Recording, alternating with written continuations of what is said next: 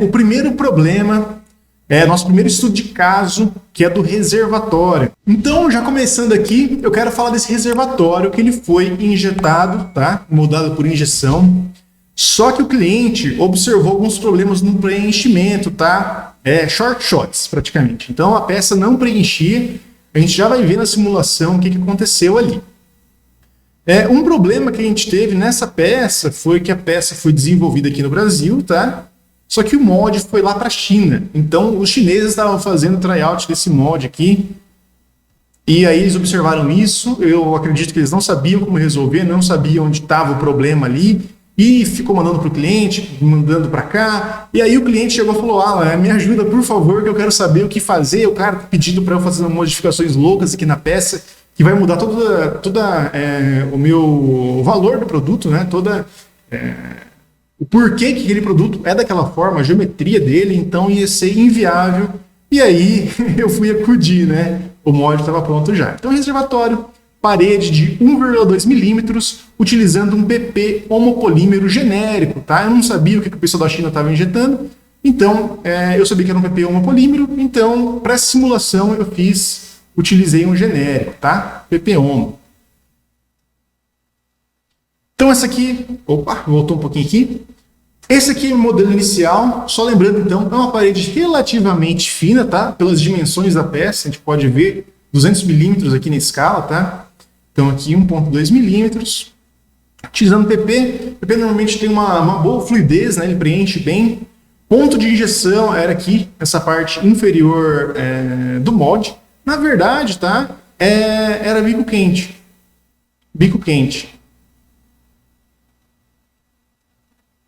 Então, tem uma resistência, né, que aquece aqui e faz essa injeção na temperatura pré-determinada desse PP. O que eu percebi com essa simulação aqui, a peça real, a peça que meu cliente desenhou. Claro que essa aqui não é peça, tá? Eu modifiquei ela para manter, né, esse sigilo entre eu e o cliente, também autorizou eu usar aqui. Só lembrando isso, não é a peça real que está aqui, mas uma simplificação dela. Mas aqui na simulação eu já consegui ter uma noção da pressão que eu estou utilizando. Praticamente 100 megapascal, praticamente 1000 bar. Então uma pressão relativamente alta aí, tá? Para o molde. Normalmente a gente tem injetoras aí que vão até 800 bar de injeção, 1400 bar de injeção. Claro que a gente tem 1800 também, tem injetoras maiores que essas ainda, mas utilizar aqui 1000 bar é bastante até, viu? Lembrando que normalmente, até na Plastic Academy a gente falou sobre isso, dimensionar a injetora para o seu produto. Então eu vou dimensionar lá, por exemplo, se eu tenho 1000 bar de injeção, eu preciso pegar uma injetora aí que entre pelo menos entre 20% e 80% essa capacidade aqui, tá? Então, 1000 bar tem que ser no máximo 80% da capacidade da injetora, porque se eu precisar mudar algum parâmetro aí, eu tenho um joguinho ainda para mais ou para menos para trabalhar. O Jorge perguntou do estudo de preenchimento, tá? Tem vários, tem o ModFlow, que é o mais conhecido, tem também SolidWorks Plastics, aí vai depender do que você mais precisa, o que mais satisfaz, né? O seu trabalho, aí, qual é mais barato também, é o que vale mais a pena para você. Aqui é um ponto crítico, tá? Eu analisei pressão anteriormente, então pressão está aqui, 1000 bar, e eu passo para temperatura. Temperatura do PP genérico, 220 graus, uma temperatura baixa, tá? Eu joguei ali. Mas o que acontece nesse exemplo? Eu tenho uma queda de pressão muito drástica. A zonas em azul aqui, elas me apresentaram nesse preenchimento 177,5 graus à frente de fluxo. Então isso dá uma queda de mais de 42 graus Celsius. E aí que eu identifiquei o problema, tá? Surgiu aquele símbolozinho de alerta ali na minha cabeça para eu saber que é ali que morava o problema. A peça não estava preenchendo, ela vinha até essa região aqui mais ou menos, ó. Então o plástico fluía, passava por baixo, subia e não completava justo nessa região que estava um delta de temperatura muito alto. Então, mesmo tem refrigeração no meu molde, passa ali a água, tem também o bico quente. A gente percebe essa parte plana em vermelha, 220 graus, mas aqui 177,5.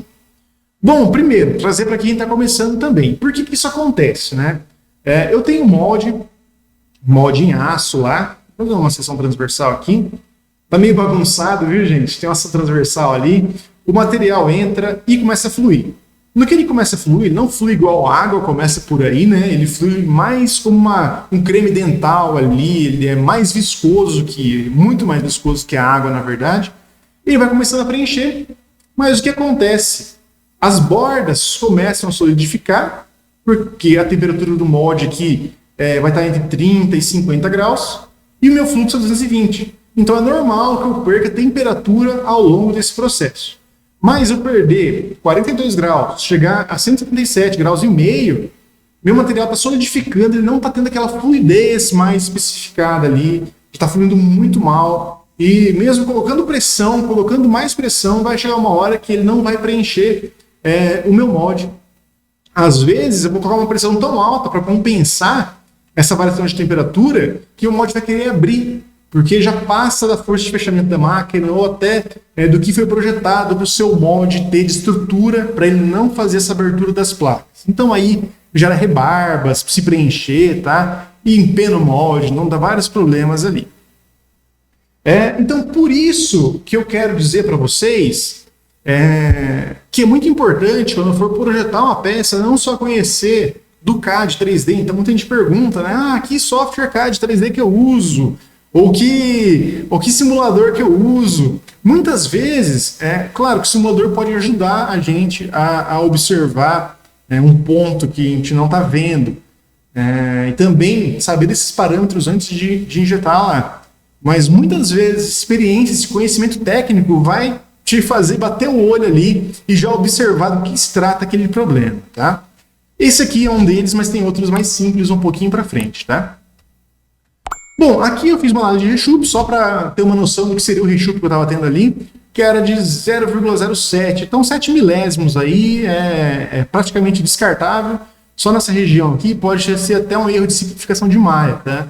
Mas tranquilo quanto a reshoot nessa peça, considerando, né, que a refrigeração estava funcionando como ela deveria funcionar.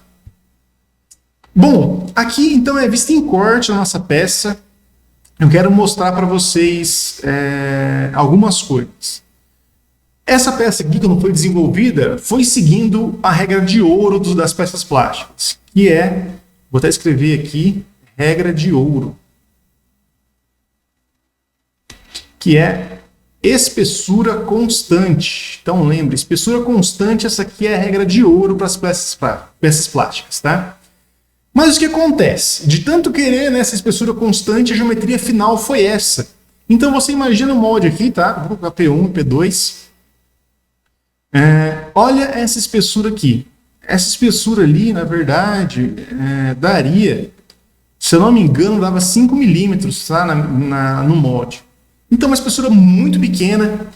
Se eu jogar pressão nessa cavidade, se eu querer subir essa pressão para tentar injetar, como eu falei que seria possível, eu corro o risco de empenar essa parede querer encostar aqui na outra, ela não... eu vou ter um furo ali no meu molde, posso danificar também essa minha P2, ter que fazer de novo.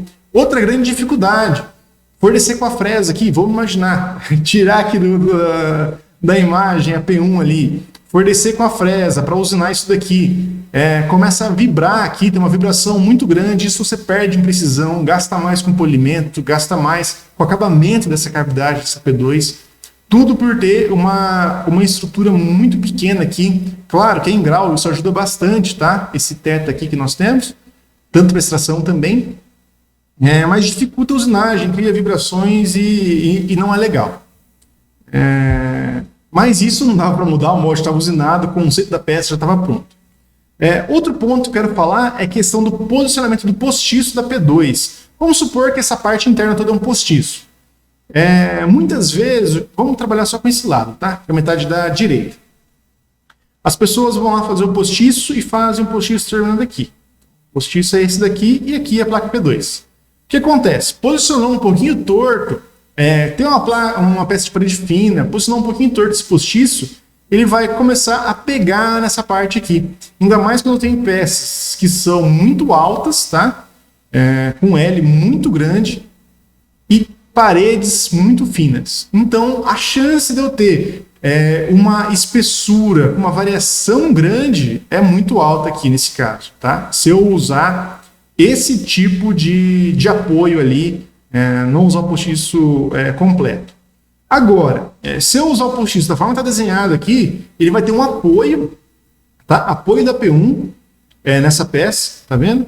Então, se ele tiver, por um acaso, um pouquinho não posicionado ali, já vai ter um problema automático de rebarba, ou então, dependendo da força de fechamento, vai ser o suficiente para fechar e fazer esse encaixe perfeito das duas peças, manter uma espessura constante, tá? Então, aqui eu mantenho essa espessura constante, aqui não tem problema da peça virar para cá ou virar do outro lado, tá? Claro que eu exagerei aqui e criar furos aqui. Não sei se alguém aí já teve algum problema disso com molde de balde, molde de bacia, por exemplo, embalagens um pouquinho maiores, que podem dar esse problema de diferença, né, de encaixe, posicionamento entre P1 e P2. Então essa aqui é uma dica. Passar para fora e fazer com que haja uma superfície para que haja esse encaixe e ajuste dos dois lados, P1 e P2. Olha aí, o Helder falou que esse foi um problema que ele teve no molde da Mercedes e eles conseguiram essa solução. Muito bom, viu, Helder? O Felipe perguntou se consegue esquentar o molde de alguma forma para diminuir o delta de temperatura entre o polímero e o molde.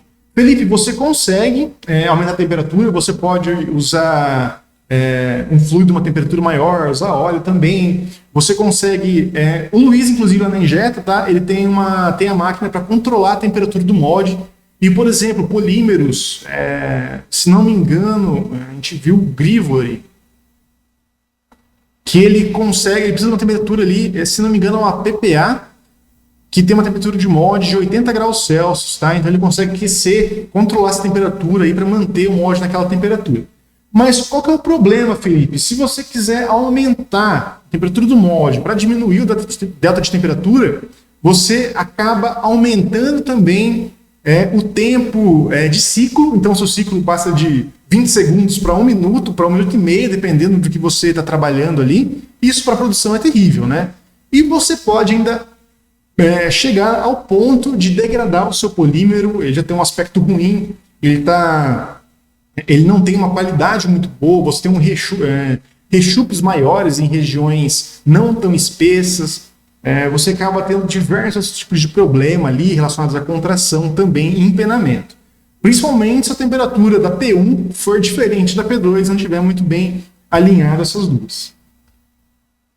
Bom, a otimização que eu sugeri foi essa, tá? Criar nervuras aqui nessas regiões, não pensando aí na questão de aumentar a resistência nem nada, mas para servir de atalho para o fluxo. Então o fluxo entra lá, em vez de ele subir aqui em cima, descer e preencher, ele sobe aqui e consegue utilizar as nervuras como atalho para conseguir preencher o molde. E isso eu levo naquele objetivo do meu cliente, gastar pouco, mexendo pouco também na peça. Então isso aqui eu mexo pouco no meu molde, gasto pouco também para fazer essa erosão dessas nervuras. Bem rapidinho então, ficou assim, tempo de enchimento 1,9 segundos, 2 segundos ali, tá? Pressão de injeção passou para 754 bar, caiu, né? Tava quase 1000 bar, então eu caí a pressão para 754 bar ali na injeção. A gente percebe que aqui a gente tem uma pressão um pouquinho maior, né, do que nas regiões ao lado, que não sofreram uma diferença tão grande por esse atalho ali. E por fim, um delta de temperatura de 24,7 graus Celsius, tá? Então estava 170 lá, fiquei com 195 aqui. Claro que essa peça não é a peça original, não é o modelo original, só fiz aqui para mostrar para vocês. Mas o que acontece? Lá eu consegui um delta de temperatura menor que 10 graus Celsius. Então esse aqui é o que eu recomendo.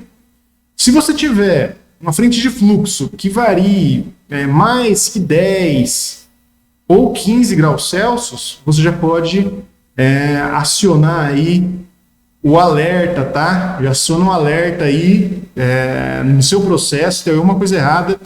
Tenta rever essa geometria, tenta criar, né, esses atalhos de fluxo ou diretores ali de fluxo também que podem ajudar, dependendo do caso. Estudem uma modificação na peça. Isso que é muito legal. Você fazer esse tipo de estudo, esse tipo de análise, esse olhar mais crítico, quando a sua peça está na fase de projeto, está no CAD 3D. Porque aqui, para modificar o CAD 3D, isso aqui é simples, 5 minutos você modifica. Agora, se for passar para modificar um molde, pensa nesse caso aqui, teve que usar o eletrodo, aí teve que fazer erosão de cada uma dessas nervuras, aí já deu um tempo bem feio aí a mais de retrabalho. Então, sempre que for fazer modificação, prefira que essa modificação seja feita no CAD 3D, no projeto, porque ela custa mais caro quando é no molde e também ela é mais demorada, então tem um tempo maior. Espero que tenha dado para entender aí. Até me ajudou aqui o Ronaldo. Já fez a pergunta. Eu fiz o estudo da nervura aqui, do rechupe. Rechupe máximo 0,16 milésimos, né? Ou 1,6 centésimos de milímetro. Nessa região aqui, onde a região estava apresentando lá, aqui é um rechupe menor, que seria mais ou menos 0,08. Mas claro que eu segui, para essa nervura aqui, eu segui o limite da nervura lá. Se não me engano, aqui não posso garantir com certeza, tá? Espessura da nervura sendo igual a 0,4 vezes a espessura da parede da peça. Então, eu usei essa regra aqui. Quando a gente tem materiais que se contraem menos, eu posso aumentar esses 40% aqui. Ou se eu tiver materiais que são muito sensíveis à contração, eu posso usar aí até 0,3% da parede da peça. Opa, na verdade 30%, né? Que seria 0,3% ou 30% da espessura da parede. Isso aqui vai garantir nervuras com essa espessura aqui, dificilmente vão te dar problemas, tá? Já anota aí no caderno, tá? Se tiver, para saber isso daí.